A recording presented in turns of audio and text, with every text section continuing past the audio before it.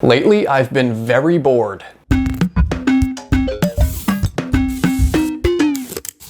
I've already looked at all the memes and art videos that the internet has to offer, and I'm still so bored. I could just sleep in and do nothing, which sounds very appealing. Or I can do some arts and crafts. I figured that a lot of you guys are probably in the same boat right now, so I figured I'd share some arts and crafts to do when you're bored. Some sparkle butts wanted me to make some more rainbows. Ew. So today I'm going to do some DIY crafts based on monsters and nightmares.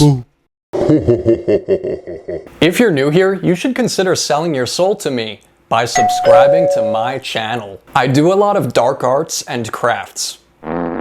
Also, don't forget to hit that bell icon and select the all option. Ringing it is not enough. You have to select all or I'll be lost on the internet forever. I post new videos every Friday. Alright, let's get started. I'm going to be doing 3 art crafts today. They're not super complicated and you should be able to do them yourself. You don't have to be a professional or super skilled to make these. I always watch art and craft videos of things that people do and they never seem to work for me. It's not me, it's you. But these are actually really simple and super easy. I bet even Grimace could do them. First, I'm going to make a stress ball because I feel we could all use one of those right about now. I'll start by making some slime. A lot of you guys probably already know how to make slime, and I'm sure you've seen a million videos by now.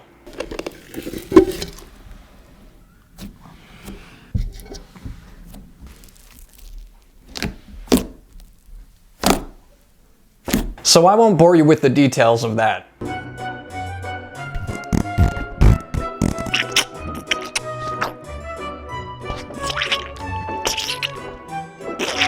Personally, I don't like my slime to be too gooey. That's gross. Ugh. I like things to be thick.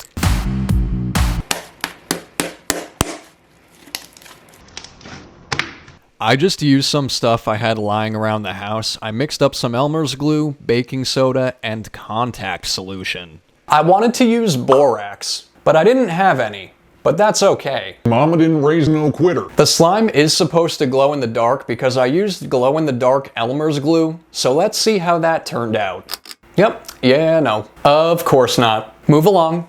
Nothing to see here. Anyways, you just cut off the top of a water bottle and then use it as a funnel to stick the slime in the balloon. After filling the balloon up and tying it together, I brought it to life with some Posca pens. I wanted to give my stress ball a little bit of personality, so I turned it into Mike Wazowski from Monsters, Inc. And now you have a cute little tiny stress ball. I think this could come in real handy for throwing at people when they stress you out. One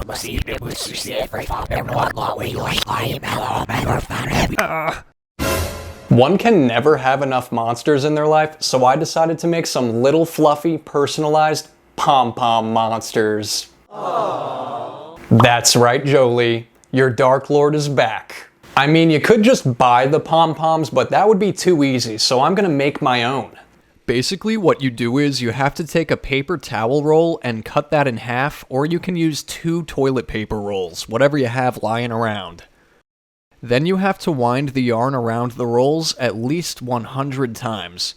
This is tedious. The more times you wind around this thing, the thicker the pom-pom will be. Thick.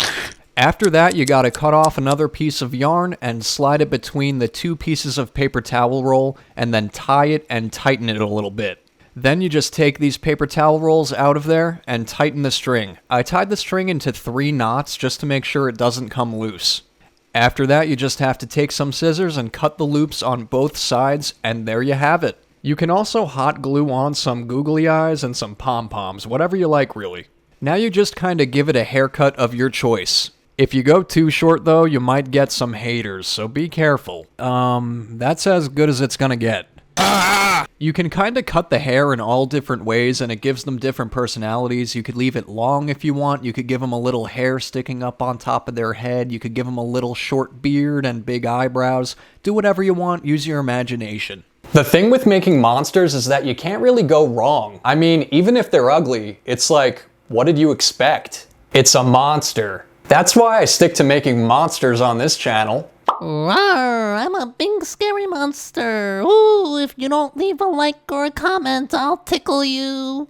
No, but seriously, if you're liking the video so far, please leave a like and a comment. I'll give you the biggest hug in the world. Oh my gosh, how cute! This one's got a face only a mother could love. I'm gonna name him Fluffernutter. So I gave this one some eyelashes, but oopsie, they look a little bit more like big bushy eyebrows. Guess it's time to call the local salon.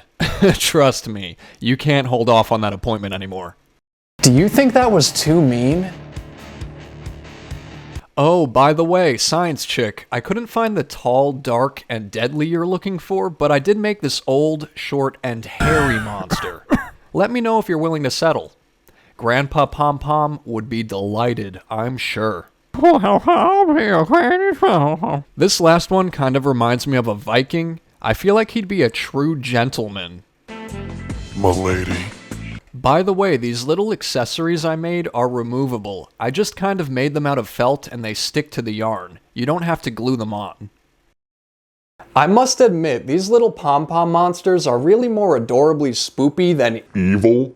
but I'm about to up the ante. I saved the best arts and crafts for last. This one's a personal favorite. It does require melting a little bit of wax on the stove and some fire, so this one might be a little too dangerous for some to try on their own.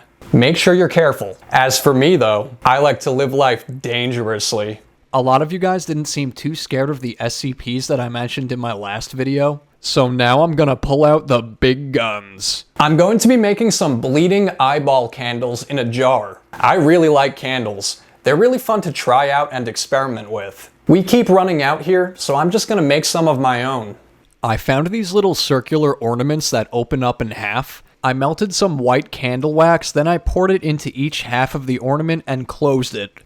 I kind of turned the ornament around and rotated it to get a thin layer of white wax coating on the inside. How am I going to explain this one?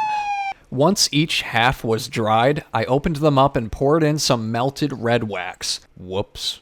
This way, when you burn the eye candle, it looks like the eyeball is bleeding. Whoops. Speaking of eyeballs, some of you guys, well, one of you guys, thoughtful watchers seem to really like mine. And I just wanted to say, thank you. I'm flattered. What can I say? The camera loves me. If any of you guys are into the whole eyeball thing, This is a judgment-free zone. this is the perfect craft for you. So anyway, after those are dry, I put a little candle wick in one of the Whoops. halves, and then I poured some more melted candle wax on top of that and closed both pieces together. Then I just let them sit in the freezer for about 10 minutes.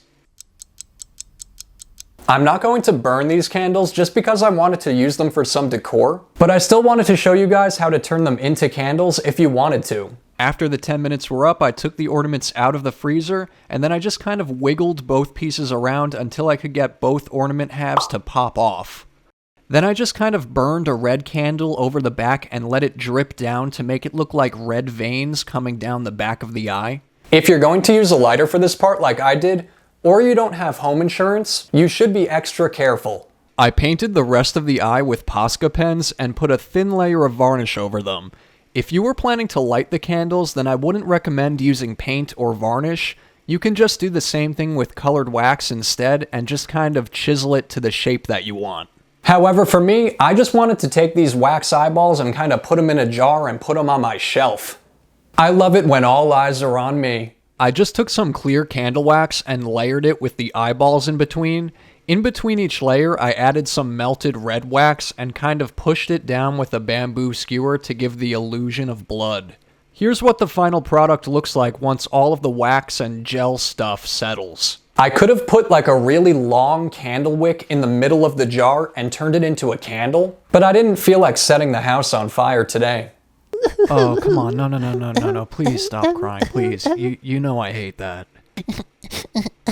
I don't know what the problem is, sir. They're not liking the video or commenting. Try and be, I don't know, try and be a little scarier this time. I think they find you too cute. Okay, sir, I'll try my best.